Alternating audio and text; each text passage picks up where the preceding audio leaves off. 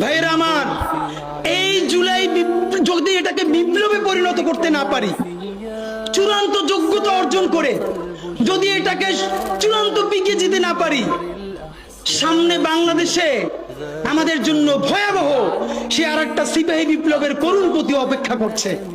আপনারা অনেকে ভাবতেছেন এইটাও কি সম্ভব? জামাতের ভাইয়েরা অনেকে বুঝে না, বলে কি করে সম্ভব? মনে করাই দেই, শহীদ নিজামী মুজাহিদ সাহেবেরা মন্ত্রী হিসাবে সর্বশেষ যখন সম্ভবত 2006 বা 2007 মন্ত্রী ছিলেন, বলেন তো তার কয় বছর পর তাদেরকে ফাঁসি দেওয়া হইল? 10 বছরও লাগে নাই। রানিং ফুল মন্ত্রী ছিল, লক্ষ লক্ষ মানুষ তাদের সাথে ছিল, তাদের মন্ত্রণালয়ে একটা পয়সার দুর্নীতি বের করতে পারে নাই।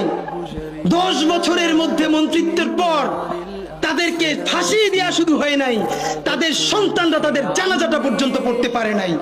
ভাইয়েরা আমার, এই জুলাই যদি এটাকে বিপ্লবে পরিণত করতে না পারি, চূড়ান্ত যোগ্যতা অর্জন করে যদি এটাকে চূড়ান্ত পিকে যেতে না পারি, সামনে বাংলাদেশে আমাদের জন্য ভয়াবহ সে আর একটা সিপাহী বিপ্লবের করুণ গতি অপেক্ষা করছে।